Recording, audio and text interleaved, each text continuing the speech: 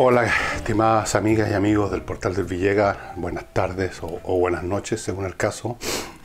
Hoy vamos a tratar varias cosas. Una de ellas es que en un foro, el Foro de Santiago, el presidente de la República fue bien enfático y contundente en llamar a la gente a ser, y voy a citarlo textual casi, los guerreros y los ideólogos que defiendan las ideas del sector con energía, con fuerza, con convicción. Ideas contrarias a la izquierda, por supuesto. Porque explicó lo que todos supongo que sabemos, salvo los socialistas.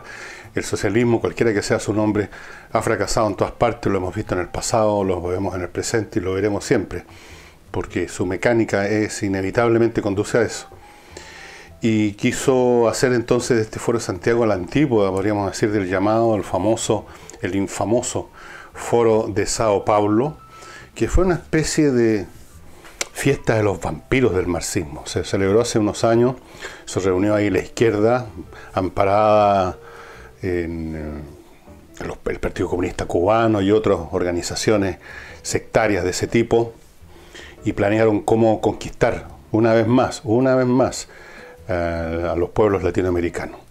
Entonces, en este Foro de Santiago, Piñera quiere hacer lo mismo y llamar a una actitud guerrera, etcétera, y defender con convicción.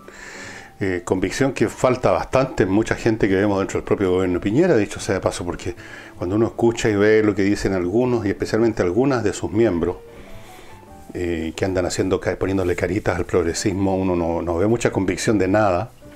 Aunque ese es tema para otra conversación, ver hasta qué punto algunos de los elementos que están siendo transportados en hombros de la izquierda tienen algún valor per se, aunque los lleven en sus hombros las izquierdas. Ese es otro tema, un sábado a lo mejor, no sé. Tampoco es no sé si será muy realista llamar a tener una actitud más combativa a la gente de ese sector, porque nunca la han tenido realmente.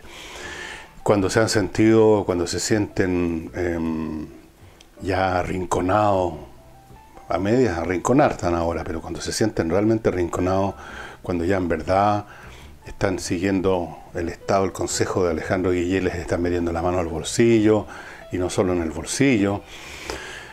Los sectores de derecha no se ponen ellos guerreros y combativos, sino que tocan la puerta de los cuarteles para que combatan por ellos. Esa es la verdad. Las derechas, los sectores pudientes, aquellos que les va bien en la vida y que por lo tanto no se suman a ningún movimiento, porque para sumarse a un movimiento hay que tener un ardor interior, un rencor interior importante, junto con otros muchos. Esa es la fuente motivacional y humana de las izquierdas. En la derecha pasa lo contrario. Ahí hay gente que, en términos generales, estoy generalizando aquí, están conformes con la vida que tienen, con la situación en que viven, con el tablero de juego en el cual les va bien, y por lo tanto no son muy dados a sumarse a ninguna cosa. No son muy combativos, todo lo contrario, son bastante cobardes en general. Lo he dicho muchas veces aquí. Las actitudes que uno ha visto en Chile, y las he visto no solo ahora, las he visto siempre, cuando tienen problemas, cuando los están acosando, aunque sea solo en el plano ideológico, cuando les están atacando sus valores, si es que los tienen, cuando los están difamando, cuando los consideran unos explotadores, cuando los consideran unos canallas, unos fascistas, unos reaccionarios, momios, como se usaba antes, más bien se acobardan. Yo no veo muchas actitudes de valor, yo no veo muchas actitudes guerreras aquí de convicción de ninguna cosa en esos sectores. Yo los veo arrinconados, abriendo el paraguas, esperando que pase la tormenta, y llegado el caso van a ir vengan a salvarnos. Eso es. Así es que me parece un llamamiento en el desierto el del presidente Piñera.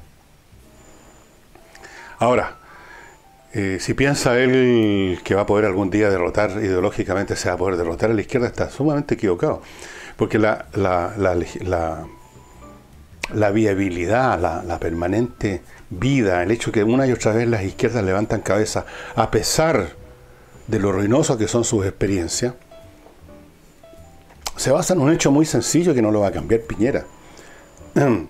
Estas ideas son pegajosas y levantan cabeza por la misma razón que lo hacen las religiones, Por mucho que el cura de la esquina es un sinvergüenza, el de más allá es un pedófilo, en el Vaticano, como ocurría en el Renacimiento, estaba convertido verdaderamente en una casa de fruta.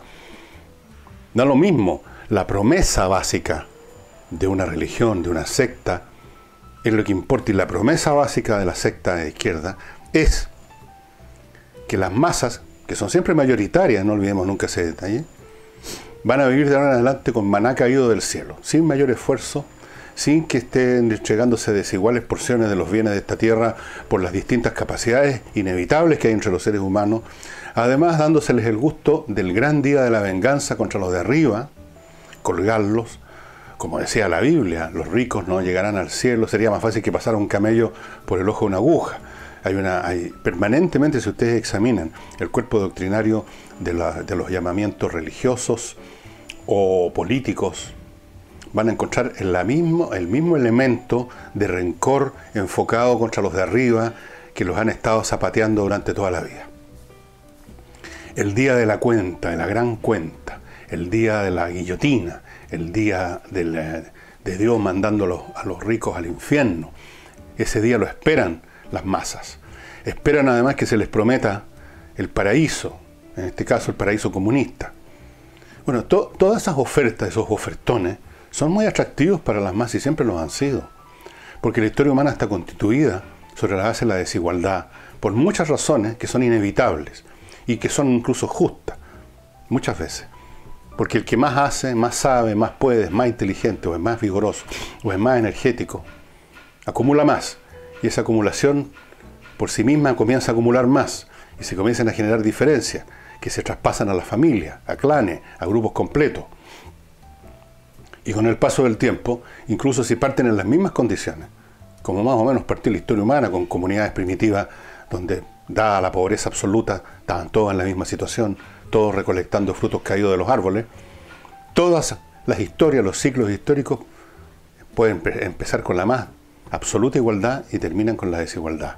Eso es una mecánica inevitable y ocurrió también en los regímenes comunistas, pues.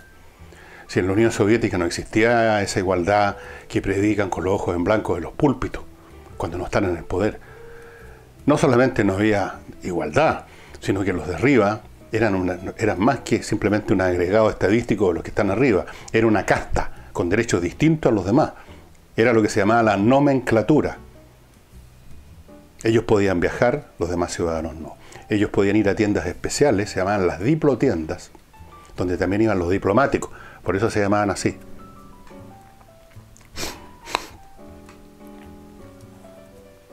Así es que un credo que ofrece por un lado el maná y por otro lado ofrece la venganza, ofrece el día del ajuste, de la cuenta, del ajuste de cuenta, le ofrece hasta el último infeliz la posibilidad de vengarse del tipo del lado que es más rico, que es más conocido. Ofrece eso y todas las revoluciones empiezan con una matanza espantosa, dicho sea de paso. Entonces, contra ese credo, contra esa realidad psicológica perenne de la historia humana, no hay ningún argumento lógico o económico que valga decirles, mire, resulta que, mire lo que pasa en Venezuela, mire lo que pasó, mire lo que ha pasado por 60 años en Cuba, mire lo que pasó en la Unión Soviética, mire lo que pasó en Polonia, mire lo que pasó... No sirve de nada. De la misma manera que usted no va a ir a convencer a una beata de que no crea en lo que cree, dándole argumentos filosóficos, no sirve de nada. Así que este es un llamamiento al vacío, estimados amigos. La gente de izquierda puede estar tranquila, van a seguir con su credo hasta que se mueran y nadie se los va a poder quitar.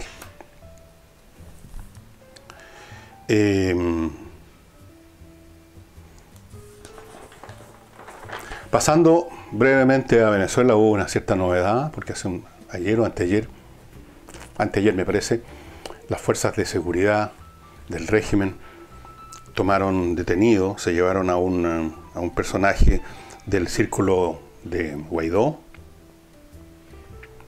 y yo creo que esa operación de tomar no a Guaidó, sino que a alguien de su círculo, un asesor de él, alguien que se mueve con él, es lo que los militares llaman un recon, una operación de reconocimiento, un sondaje, a ver cómo reacciona el mundo, cómo reacciona la gente de Guaidó, cómo reaccionan los seguidores de Guaidó con esta detención. Y si la reacción es manejable, el día de mañana se toma a otro par de fulano y eventualmente se llevan a Guaidó. Es una operación, es un sondaje, un reconocimiento. A ver si es factible. A ver qué pasa. Probando las aguas. Eso es lo que es este arresto de esa persona. Porque si se trataba de arrestar al más importante había que partir con Guaidó, obviamente. Pero se hizo de esa forma. También algunos dirán que mandaron un mensaje, no sé qué mensaje podrían estar mandando que ya no sea conocido, pero de eso trata. Antes de continuar, y voy a continuar con el tema de las reacciones en Chile, a propósito del informe que comentábamos, analizábamos ayer de la señora Bachelet, o sea, de la alta comisionada, les quiero recordar a ustedes que no hay ninguna tienda online más grande para comprar joyas que Baumex, y eso tiene un montón de ventajas, pero la más importante de todas son dos. Primero, el objeto mismo que ofrecen, las joyas que ofrecen, todas hechas de metales preciosos, todas con diseños muy especiales, como la línea Bohème que les he mencionado tantas veces, que está inspirada en el arte morisco del sur de España, que a su vez está inspirado en la cultura arábiga que estuvo ahí durante siglos, más o menos unos 7 siglos. Pulseras de charm, qué sé yo, anillo, argolla, todo lo que tenga que ver con platería, con oro, con piedras preciosas, con diseños maravillosos en baumex.com. Y la segunda razón, 30% de descuento, amigas y amigos. A ver si encuentra eso, a ver si encuentra joyas tan lindas como esta y a ver si encuentra este descuento en otra parte. No señor, no señor, no lo va a encontrar. Así que entre a baumex.com. No le cuesta nada. A lo mejor usted no está pensando en este momento en comprar una joya. Si uno no está todos los días pensando en comprar joyas. Pero de repente uno mira, si vitrinea, para tener en mente para cuando se necesite algo. Entre y eche una mirada más, vale la pena ver. Las joyas son objetos hermosos. Después continuaré con el resto de mis sponsors, que me permiten, junto con ustedes, mantener este programa. Y respecto a lo que les decía, el señor Tellier, que preside el Partido Comunista, que yo creo que se debe afeitar con cemento en la mañana para mantener esa cara impasible, mientras dice cosas como que el informe de la señora Bachelet, de la Comisión de los Derechos Humanos de la Naciones Unidas, es preliminar. Preliminar. Y faltaría que la señora Bachelet visite el lugar para terminar. Ahora, pregunta. ¿Va a ir la señora Bachelet si ya su comisión le entregó todos los datos y qué sé yo? Yo creo que no, no sé, aquí iría. Pero en caso que vaya, yo no veo por qué va a dejar de ser el informe preliminar y se va a convertir en algo distinto a lo que ya es. Salvo que Tellier crea que Bachelet puede hacer el milagro de Lázaro y resucitar a los 208 muertos del año 18 y a los 36 que van este año. O que cuando llegue ponga el pie en Caracas, la señora Bachelet, los supermercados totalmente vacíos se van a repletar de mercadería. Y los 3 o 4 millones de venezolanos que salieron van a empezar a caminar como para atrás y van a regresar, así como una película pasada en reversa. ¿En qué sentido podría completarse este examen que él lo considera un poquito parcial, ¿no? Preliminar, que es lo que han dicho otros también del sector? Faltarían más antecedentes. A lo mejor más muertos, puede ser que sean los antecedentes que estén faltando. Otro personaje, un señor Boris Barrera, dijo: no soy nadie, en eso tenían razón, no soy nadie para cuestionar el informe. Pero, qué modesto, no soy nadie para cuestionar el informe. Pero luego, después de decir que no es nadie, empezó a hablar y dijo que gran parte de la culpa de todas estas cosas son las sanciones de Estados Unidos. O sea, tenía que aparecer evidentemente el malo de la película, culpable de todo. Las sanciones de Estados Unidos, por información del señor Barrera, empezaron no hace mucho tiempo. Y el desastre del señor Maduro empezó con Maduro, hace mucho tiempo. Y en el fondo empezó con Chávez, antes todavía. Solo que claro, si uno retrocede en el tiempo, es cuestión obvia, ¿no? Si uno retrocede en el tiempo, la enfermedad se va viendo más pequeña, es como si uno está con una enfermedad mortal, si uno retrocede, llega un momento en que llega al principio, y entonces recién estaba empezando. Mire qué odio. Pero no son las sanciones los culpables de que Venezuela esté en esta situación. Dejémonos de payasadas, por favor, ¿hasta cuándo? ¿Dónde tienes la cabeza, güey? Y luego este señor Barrera dio un argumento que lo encuentro yo francamente increíble desde el punto de vista de la lógica, desde el punto de vista de la moral, desde el punto de vista del sentido común. Dijo lo siguiente. Dijo, oiga, hay violaciones en todas partes, hay violaciones en Colombia, en México y en Chile. ¿Por qué estamos tan preocupados de las violaciones de Venezuela? Es decir, el señor Barrera está condonando las violaciones de Venezuela porque según él existen también en otras partes. Ahora, yo no he visto 208 muertos, 36 muertos en Chile últimamente. En Colombia había una guerra contra una guerrilla sangrienta que seguramente está cercana al corazón del señor Barrera, ese tipo de organizaciones guerrilleras. Esto me parece ya que ni siquiera es divertido. Decir eso ya demuestra una falta de criterio, una falta de criterio derivada de la voluntad, por tratar de salvar algo del incendio, por tratar de salvar algo de la imagen del señor Maduro, al cual quizás el señor Barrera le deba algo. Impresionante. Es impresionante cómo esta secta religiosa responde ante estas situaciones. No pueden haber los peores crímenes del mundo, informados por una organización internacional, por si acaso les hacía falta eso, y todavía siguen buscando que aquí lo que pasa es que esto es muy preliminar. Yo no veo cómo se empatan, de qué manera se podría, con un elemento complementario positivo, de hacer que se desvanezca el hecho de los 208 muertos, por ejemplo, del año 18, o de las torturas, o de la inmigración masiva. ¿Qué cosa complementaria podría empatar eso? Porque eso es lo que está esperando Guillé, que haya una información adicional que recabaría en persona la señora Bachelet, que va a permitir empatar la cosa. Ya no va a ser tan dura la cuestión. Pero repito, ¿qué hecho adicional puede hacer desaparecer los hechos que ya conocemos?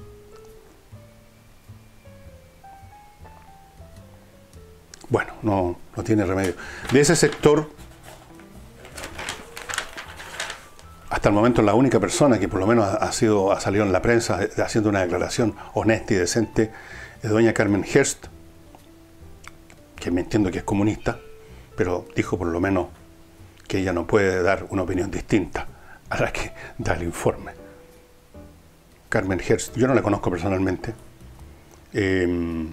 no estoy muy de acuerdo con su teoría, con su iniciativa en el Parlamento, en el Congreso, de esto del negacionismo y una ley que va a estar prohibiendo a la gente que siquiera escriba un ensayo histórico, académico sobre el gobierno de Pinochet, que no sea, por supuesto, más o menos cargado de tintas contra Pinochet. Si dice cualquier cosa favorable o cosa que no sea desfavorable, esa persona podría ser sancionada. No me gusta para nada. Pero al menos en este momento revela que tiene algo que no tienen los demás compañeros suyos. La voluntad por minimizar, por exculpar, por justificar a Maduro realmente ha llegado en los demás casos y en muchos otros casos que no han salido en la prensa. Es vergonzosa. Y digo muchos casos que no han salido en la prensa porque hay algunos en el sector, en la izquierda en general, no pocos en el Frente Amplio, que venían a renovar, ustedes saben, en el Universo, que apoyan plenamente a Maduro todavía, pero tienen por lo menos la cautela de no abrir la sanguchera. Pa' callao. Es el tipo de personas que yo conocí muy bien en los años 60. Sí, estas son meras reencarnaciones de lo mismo siempre. Estos jóvenes que se creen caídos de otro planeta a salvar el nuestro, son simples reencarnaciones de otro. No se dan cuenta, son clones. Y yo en los 60 escuchaba, cuando de vez en cuando se revelaba las situaciones que se vivían en el mundo socialista. Por ejemplo, cuando fue la famosa intervención rusa en Checoslovaquia, en Praga, el año 68, si no me equivoco.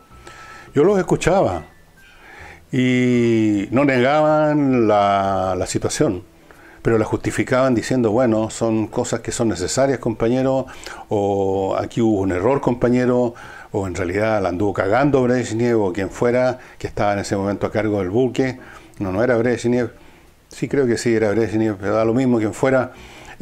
Son las externalidades de la historia, compañero, son el costo social, compañero, son distorsiones que nos impone el imperialismo, compañero.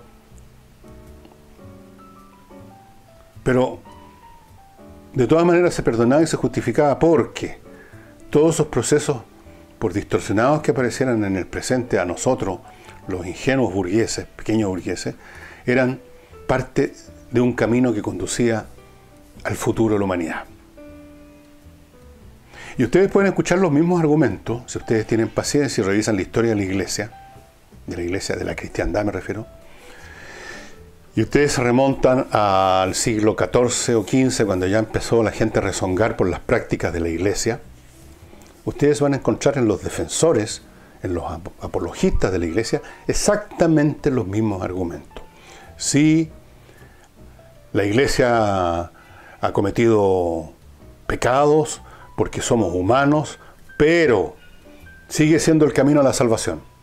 Y por consiguiente, tenemos que aceptar esos errores y no podemos sumarnos a los enemigos de la iglesia, porque entonces la iglesia, que es la llave que abre la puerta que conduce al cielo, que es el camino a la salvación, va a dejar de existir o va a ser muy perjudicada, y eso es mucho peor que estos pecados que está cometiendo el papado o quien fuera.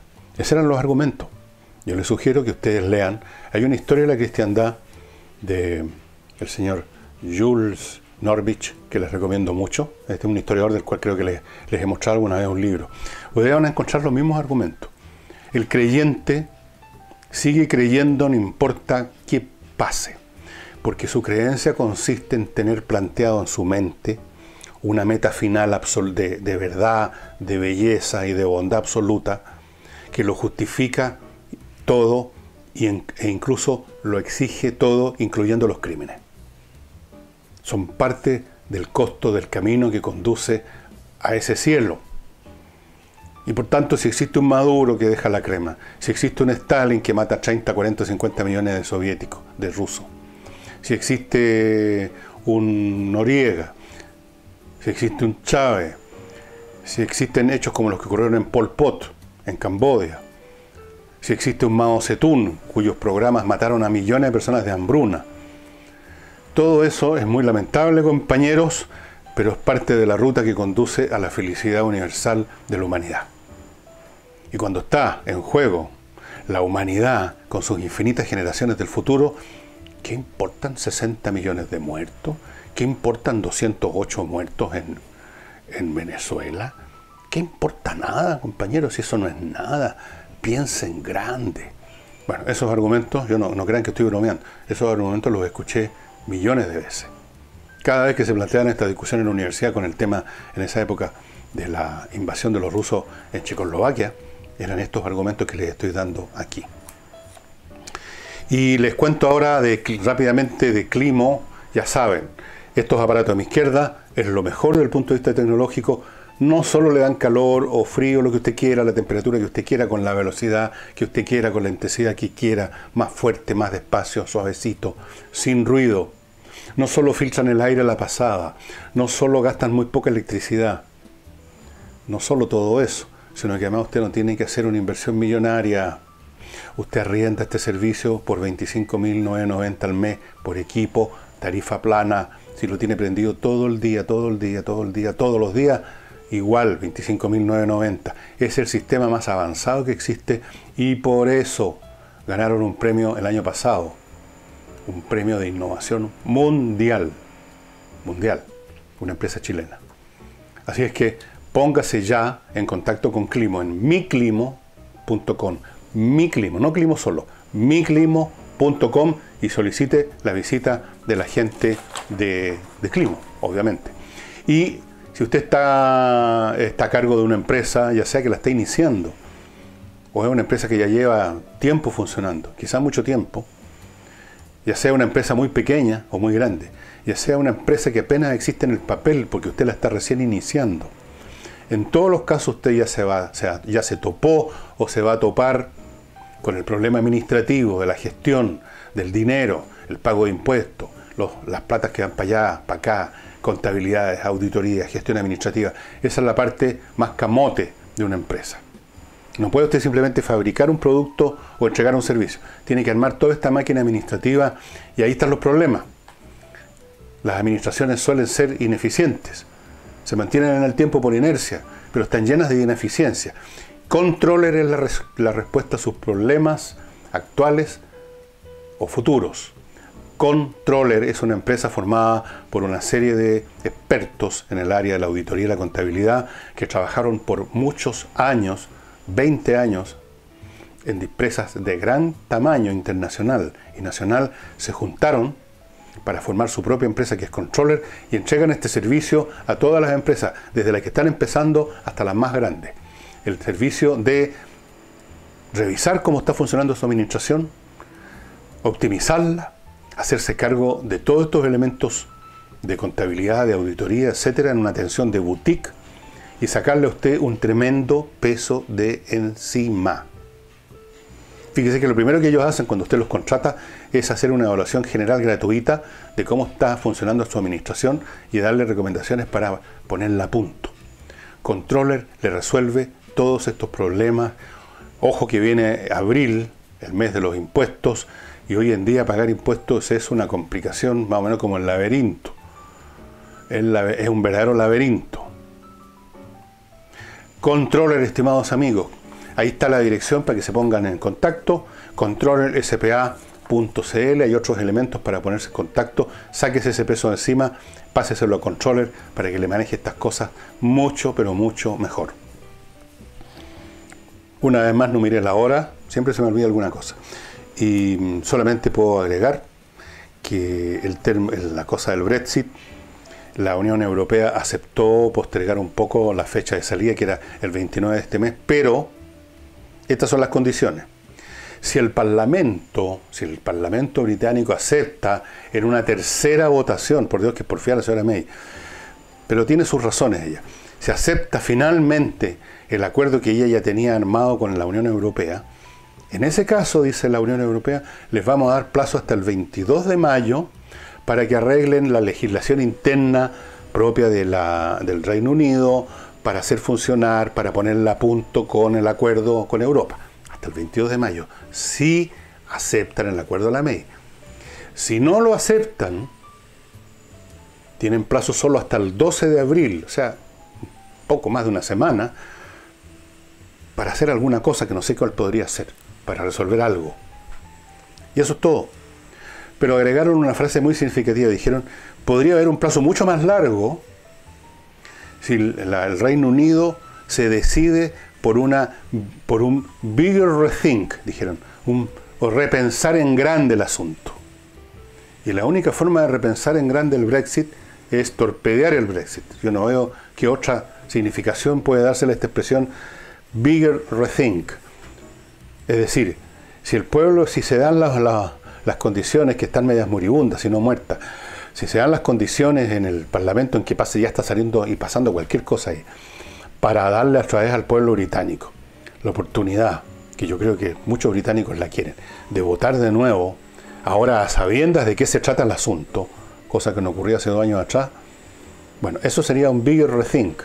Sería, yo estoy seguro, podría apostar mis minas de oro en Sudáfrica, mis depósitos de uranio, todos mis bienes terrenales, a que en una nueva votación gana el Remain, pero por lejos. Por lejos. Por eso que algunos lo rechazan totalmente esa opción. No porque crean que el pueblo británico va a votar de nuevo por irse y por lo tanto es un ejercicio innecesario y costoso, sino porque temen que esta vez ellos, que lo único que quieren, porque hay gente que es fanática del aislamiento británico, que nunca les ha gustado estar en la Unión Europea. Esto es una manera de pensar y funcionar de muchos británicos en las clases, de todas las clases, que se remonta a toda la historia británica. Tiene orígenes que se remontan a la época de Alfredo el Grande, yo creo. A la época, a lo mejor, cuando era Britania, una provincia romana, no sé. un afán de separarse, de excluirse. Si en el mundo manejan por la derecha, ellos manejan por la izquierda. Si en el mundo se usa el sistema métrico decimal, ellos usan un sistema irracional. La cosa es separar. Bueno, hay motivos, mecánicas por las cuales hay gente que nunca le gustó la Unión Europea y que ahora no permitirían un segundo ejercicio de referéndum porque saben que serían derrotados por lejos. Y yo creo que a eso apunta ese Bigger Rethink que está ofreciendo la UK y en cuyo caso el Reino Unido, perdón, Unión Europea, y en cuyo caso les darían un plazo más largo. Eso no creo que ocurra. No sé lo que va a ocurrir, la verdad. Está tan enredada la cosa. Lo más probable, creo yo, pero cuando digo más probable no digo un 80% de probabilidad ni 90%, digo a lo mejor 51%. Lo más probable es que finalmente se va a aceptar el acuerdo de la señora May, por el que el mal menor. Y apretándose la nariz, para no vomitar, muchos oponentes del Brexit, armados por la señora May, van a votar por él por una cuestión, por último, de patriotismo, de evitar que el país se hunda en un desastre, como ya todas las cámaras y organizaciones empresariales de Gran Bretaña les han dicho ya abierta y derechamente al Parlamento. Supongo que hemos puesto fin a esto. Mañana entiendo que van a haber manifestaciones contra el almuerzo, no sé, manifestaciones por el almuerzo de Bolsonaro, manifestaciones por esto, por lo otro.